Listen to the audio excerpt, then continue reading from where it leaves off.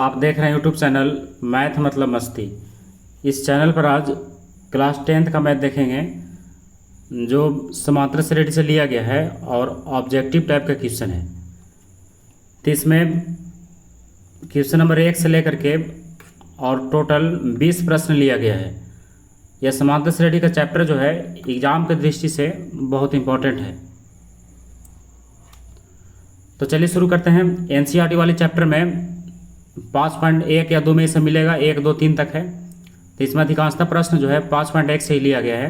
तो चलिए आज का क्वेश्चन शुरू करते हैं। क्वेश्चन नंबर 1 को देखिए। इसका पहला प्रश्न है, किसी एपी के 3 क्रमागत पद 5x + 3, 8x तथा 9x + 3 है तो x का मान कितना होगा।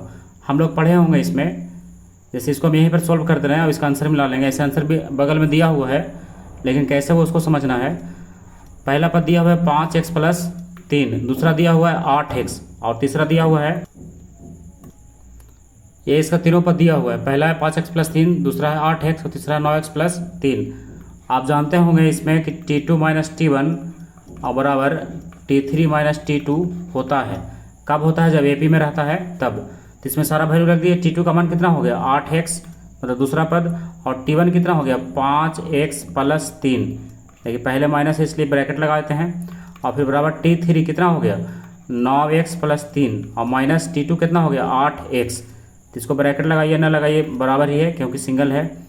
ये हो गया 8x, ये हो गया -5x, ये हो गया -3 और ये हो गया 9x + 3 और -8x। यहीं से x का मान निकलेगा। तो ये हो गया 8x में से 5x गया, कितना बचेगा 3x -3 और 9x में से 8x गया, x बचेगा और +3। आप देखिए ये है 3x, उधर से आएगा -x और पहले से है 3, उधर जाएगा +3। 3x में से x गया, कितना बचेगा 2x और बराबर 3 और 3 6। कितना बार में कट गया 3 बार में। तो x का मान कितना हो गया 3 हो गया। तो ऑप्शन में देखिए ऑप्शन नंबर कौन सा है। ऑप्शन नंबर है इसका ए में 3, इसलिए ए ऑप्शन इसका सही है। अब क्वेश्चन नंबर 2 है। तो क्वेश्चन नंबर 2 में देखिए क्या कह रहा है कि a + d, a + 2d, a + 3d AP में है तो इसका सारवंतर कितना होगा। तो सारवंतर निकालने के लिए बहुत आसान है। आप अगले पद में से बस उसके जस्ट पीछे वाले पद को घटा लीजिए। तो देखिए इसमें हम लिख रहे हैं a + d, ये दूसरा पद है और माइनस इसमें से पहला पद। तो a से a कट गया, कितना बच गया इसका d बच गया। तो ऑप्शन नंबर ए इसका सही है। आप चलिए क्वेश्चन नंबर कितना में, क्वेश्चन नंबर 3 में। तो क्वेश्चन नंबर 3 में देखिए क्या किया है। क्वेश्चन नंबर 3 में है कि जिस एपी में कोई अंतिम पद ना हो तो उसे कहते हैं, उसे क्या कहते हैं। जिस एपी में कोई अंतिम पद ना हो उसे क्या कहते हैं। जैसे देखिए 2 है, 4 है, 6 है, 8 है, ... इसका अंतिम पद नहीं है। इसको क्या बोलेंगे अपरिमित एपी बोलेंगे। इसको क्या बोलेंगे अपरिमित एपी। आप चलिए क्वेश्चन नंबर 4, वैसी एपी जिसमें पदों की संख्या परिमित हो उसे क्या कहते हैं। उसे कहते हैं परिमित एपी। वैसी एपी जिसमें पदों की संख्या क्या हो परिमित हो उसे कहेंगे परिमित एपी, यानी उसका लास्ट टर्म दिया हुआ हो। जैसे यहाँ 20 है तो इसको क्या बोलेंगे परिमित एपी बोलेंगे। फिर किसी एपी का सारवंतर होता है तो सारवंतर क्या होता है, केवल धनात्मक भी हो सकता है, ऋणात्मक भी हो सकता है, शून्य भी हो सकता है, यानी इसमें तीनों हो सकता है। एपी का जो सारवंतर है प्लस में भी हो सकता है, माइनस में भी हो सकता है, या तो फिर 0 भी हो सकता है। अब क्वेश्चन नंबर 4 है P1 + 1 P + 1 और 2P + 1 और 4P - 1 एपी में हो तो P का मान कितना होगा। तो जिस प्रकार क्वेश्चन नंबर 1 बनाए थे उसी प्रकार से इसको भी हम लोग सोल्व करेंगे एक के जैसा। तो देखिए इसमें लिखेंगे T2 - T1, T2 - T1 और बराबर T3 - T2। T2 यानी दूसरा पद कितना है, देखिए इसमें 2P + 1 है, ये दूसरा हो गया माइनस पहला है P + 1, लेकिन पहले माइनस लगा दिए इसलिए लिखते हैं इसको -1। अब T3 यानी तीसरा पद कितना है 4P - 1 और दूसरा पद कितना है 2P + 1, तो ये हो जाएगा 2P - 1। दोनों तरफ का हो गया। आप देखिए 2P में से 1 P गया, कितना बचेगा P और -1 और +1 दोनों कैंसिल हो गए, बच गया इधर 4P में से 2P, कितना बचेगा 2P और -1 और -1 -2। तो इधर से आप 2 को इधर ले आइए, प्लस में हो जाएगा, इधर है 2P उधर से आएगा -P, तो यहाँ पर क्या बचेगा P बराबर बचेगा 2। तो ऑप्शन में देखिए P का 2 कहाँ है, P का 2 है ऑप्शन नंबर बी में, इसलिए ऑप्शन नंबर बी इसका सही है। तो हम इस सारे आंसर को हटा देते हैं क्योंकि इसका आंसर तो बगल में लिखा हुआ है ही। देखिए हो गया।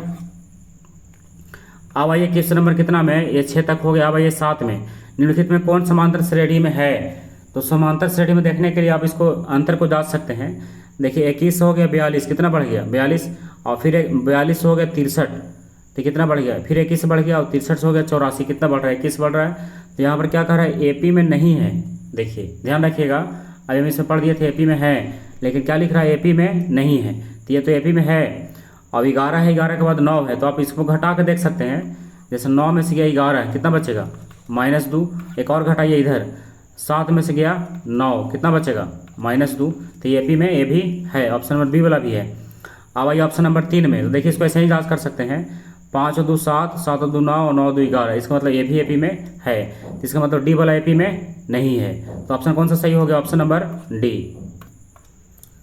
अब आइए क्वेश्चन नंबर 8 में, 7 तक कंप्लीट हो गया है। तो 8 में देखिए क्या कहता है, ए बी सी समांतर श्रेणी में है, तो बी बराबर क्या होगा। तो हम चलिए इसमें 3 कोई उदाहरण लेते हैं जो एपी में होता है। तो जैसे 2 है, 4 है, 6 है, इस तरह से डॉट डॉट डॉट आगे भी होगा। तो ये हो गया ए, ये हो गया बी और ये हो गया सी। तो अब यहाँ पर क्या है बी बराबर, तो बी बराबर हम लोग क्या रख सकते हैं इसमें, देखिए बी क्या है, औसत होता है हमेशा दोनों साइड वाले का, यानी 2 + 6 और बटा हो गया 2। तो 2 और 6 कितना हो गया 8/2, कितना आ गया 4। तो क्या बीच में 4 है, हाँ तो यही तो बी है। तो हम लोग कह सकते हैं कि बी बराबर कितना होगा a + c/2। देखिए ऑप्शन नंबर बी इसका सही है, a + c/2। तो क्वेश्चन नंबर 8 का क्लियर हो गया। आप चलते हैं क्वेश्चन नंबर 9 में। तो देखिए क्वेश्चन नंबर 9, क्वेश्चन नंबर 9 में है समांतर श्रेणियों में रिक्त स्थानों को भरे। तो देखिए समांतर श्रेणी में रिक्त स्थान कहाँ है, पहला 2 है, उसके बाद बॉक्स है, और उसके बाद है कितना 26। तो इसमें दूसरा बॉक्स खाली है, यानी T2 इसमें बताना है कि कितना होगा। तो देखिए इसको कैसे सॉल्व करेंगे। इसमें a का मान दे दिया है 2 और T3 यानी तीसरा पद कितना दिया है 26 दिया है। इसको लिखेंगे a + 2d और बराबर लिखेंगे 26। ये आप पढ़ चुके हैं पहले से कि T3 को लिख सकते हैं a + 2d। और अगर आप नहीं पढ़े हैं इसको तो आप इसके पहले वाले वीडियो में समांतर श्रेणी का 5.1 वाला चैप्टर आप इसको जरूर देख लीजिएगा। तो a का वैल्यू रखिए 2 और +2d बराबर कितना हो गया 26। तो ये हो गया 2d और बराबर 26 - 2। तो ये 2d बराबर कितना हो गया 24, 26 में से 2 गया 24, कितना बार में कट गया 12 बार में, यानी d बराबर कितना हो गया 12 हो गया। निकालना है T2, तो T2 को लिख सकते हैं a + d। तो a का मान कितना है 2 है और d का मान कितना निकाले हैं 12, यानी 12 और 2 कितना हो गया 14 हो गया। तो T2 का मान कितना हो गया 14। तो इसलिए ऑप्शन में आप देख लीजिए किसमें 14 दिया हुआ है वही इसका सही होगा। और आप अगर इसको उतारना चाहते हैं रफ में तो वीडियो को रोक करके आप इसको उतार सकते हैं। तो देखिए अब इसमें 14 कहाँ है, 14 है ऑप्शन नंबर बी में, तो इसका बी वाला सही हो गया। अब आइए क्वेश्चन नंबर 10 में। तो दे दिया हुआ एपी, इसका कह रहा है सार्वंतर क्या है। तो सार्वंतर निकालने के लिए बहुत आसान है, बस अगला पद में से पिछला पद इसका माइनस कर लीजिए और कहीं से भी आप घटा सकते हैं। जैसे देखिए इसमें 1 2 3 4 पद दिया है, तो हम लोग ऐसा भी कर सकते हैं कि T4 - T3, वो भी आंसर सही होगा। या तो कर सकते हैं T3 - T2, ये भी सही होगा। इसमें दोनों तरह से निकाल सकते हैं। तो T4 यानी चौथा पद देखिए कितना है 27 है, तो 27 और माइनस तीसरा पद कितना है 22 है। तो 27 में से गया 22, कितना बचेगा 5 बचेगा। अब ये तीसरा पद कितना है इसका, तीसरा पद है 22 और दूसरा पद है 17, तो ये कितना बचेगा 15 बचेगा। तो ये सही हो गया। देखिए दोनों जगह डी का मान कितना आया 5 आया है, तो आप यहाँ से निकालिए फिर वहाँ से निकालिए, कहीं से भी निकालिएगा तो डी का मान इसमें क्या होगा हमेशा सेम ही आएगा। तो ऑप्शन नंबर कौन सा हो गया इसका सही है सी। तो इस प्रकार क्वेश्चन नंबर 1 से लेकर के 10 तक क्या हो गया कंप्लीट हो गया। आप चलते हैं क्वेश्चन नंबर 11 में। तो देखिए 11 क्या है, इसी टाइप का 11 भी होगा। देखिए 11 में कह रहा है कि एपी दिया हुआ इसका प्रथम पद क्या होगा। तो प्रथम पद आपको पता है, प्रथम पद यानी पहला वाला पद। तो देखिए पहला पद कितना है 0.6 है, तो पहला आंसर कितना हो जाएगा पहला पद का 0.6। तो 0.6 वाला ऑप्शन कौन सा है सी वाला है, तो सी वाला इसका सही है। आप कह रहे हैं निम्नलिखित में कौन एपी नहीं है, तो देखते हैं कौन सा एपी नहीं है। तो 2 के बाद कितना हो रहा है 4, कितना बढ़ रहा है 2, 4 से हो गया 8, कितना बढ़ रहा है इसमें 4 बढ़ गया पहले 2 बढ़ा, तो इसमें ए तो ही एपी में नहीं है। तो ऑप्शन नंबर ए इसका क्या है एपी में नहीं है। और अगर अगला फिर जांच करते हैं तो फिर से देखते हैं, अगर कहीं पर भी डॉट हो तो आप डायरेक्ट इसके लिए फार्मूला लगा सकते हैं T2 - T1 और बराबर T3 - T2। और अगर इसका अनुसार बराबर है तो एपी में होगा, और अगर बराबर नहीं हो तो एपी में नहीं होगा। ये हो गया क्वेश्चन नंबर कितना का 12 का। आप चलते हैं क्वेश्चन नंबर कितना में 13 में। तो देखिए 13 का क्या है, 13 में दिया हुआ इस एपी के लिए सार बनता है। तो सार बनता निकालने के लिए घटाइए चलिए T2 में से घटा लेते हैं T1 को। तो T2 यानी दूसरा पद कितना है 1/2 और पहला पद है 3/2। इसका एलसीएम लीजिए कितना हो जाएगा 2, तो हो जाएगा 1 - 3 यानी कितना हो जाएगा -2/2। 2 से 2 कटेगा एक बार में तो बच जाएगा -1। तो देखिए -1 ऑप्शन नंबर इसका बी है। तो ऑप्शन बी इसका क्या होगा आंसर होगा, सही है। अब आइए क्वेश्चन नंबर 14 में। तो देखिए 14 में क्या है, दी गई एपी का सार बंतर, फिर से सार बंतर निकालना है। तो सार बंतर निकालने के लिए वही करते हैं कि T2 - T1 यानी दूसरा में से घटा लीजिए पहला को। तो दूसरा कितना है इसका 1 है और पहला कितना है 3 है। तो 1 में से 3 का कितना बचेगा -2 बचेगा। तो देखिए -2 वाला ऑप्शन कौन सा है, ऑप्शन नंबर ए है। तो ये इसका सही हो गया। अब चलिए अगला क्वेश्चन नंबर 15 में। तो 15 का निम्नलिखित में कौन एपी में नहीं है। तो फिर से देखते हैं, इसको ऐसे ही जांच कर लेते हैं। जैसे 4 से हो गया 10 कितना जोड़ा 6 जोड़ा, 10 हो गया 16 कितना जोड़ा 6 जोड़ा, 16 से हो गया 22 कितना जोड़ा 6 जोड़ा। तो ये एपी में है। अब इसमें आइए 7 से हो गया 10 कितना जोड़ा 3, 10 से हो गया 13 3 जोड़ा, 13 से हो गया 16, ये भी एपी में है क्योंकि बराबर है। अब आइए इसमें ये -2 से हो गया +2 और +2 से हो गया फिर -2, फिर -2 से फिर +2 और फिर +2 से फिर -2। तो यही तो एपी में नहीं है। एपी में इसलिए नहीं है क्योंकि एक बार जोड़ रहा है एक बार घटा रहा है, तो ऐसा नहीं होता है। एपी में अगर रहेगा तो लगातार जुटेगा तो जुट रहा है केवल, लगातार घटेगा तो केवल घट रहा है। तो इसलिए ऑप्शन नंबर बी इसका सही है। तो ये हो गया क्वेश्चन नंबर 15 का। आप चलते हैं क्वेश्चन नंबर 16 में। अब कह रहा है इसमें कि -5 -1 3 7 एपी में है तो डी का मान कितना होगा। तो आपको पता होगा कि डी निकालने के लिए बस 2 पद लगातार कोई वाले को घटा लीजिए। तो दूसरा में से पहला घटा रहे हैं, दूसरा कितना है इसका -1 और पहला कितना है -5। तो -5 ऐसे लिख सकते हैं या एक ही बार +5 कर सकते हैं। ये हो गया -1 और माइनस +5, 5 में से गया कितना बचेगा 4 बचेगा। देखिए ऑप्शन नंबर कौन सा सही है, ऑप्शन नंबर सी इसका सही है। तो ये हो गया क्वेश्चन नंबर 16। अब आइए क्वेश्चन नंबर 17 में। ये दिया हुआ एपी 0.6 1.7 2.8 3.9 एपी में है तो सार अंतर क्या है। सार अंतर निकालने वाला बहुत प्रश्न आ रहा है, लेकिन ये उतना ही ईजी भी है। सार अंतर निकालने के लिए बस कोई भी पद ले करके या उसका जस्ट पीछे वाला घटा देते हैं, लेकिन इसमें पहला पद में से नहीं घटाया जा सकता है। कहे कि जब भी घटेगा तो कम से कम दूसरा में से घटेगा। तो यहाँ लिख देते हैं T2 - T1। ऐसे इतना भी लिखने का जरूरी नहीं है। T2 कितना है, दूसरा पद 1.7 और माइनस पहला कितना है 0.6। तो आपको अगर घटाने में डॉट हो तो 1.7 को ऐसे लिख करके 0.6 में से ऐसे आप माइनस कर लीजिए। तो 7 में 6 का कितना बचेगा 1 और 1 का 1 यानी कितना हो गया 1.1। ऑप्शन नंबर इसका हो गया बी। तो ऑप्शन बी इसका क्या है, सही उत्तर है।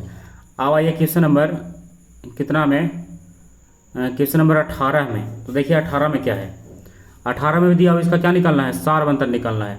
तो सार अंतर निकालने के लिए फिर से वही T2 - T1।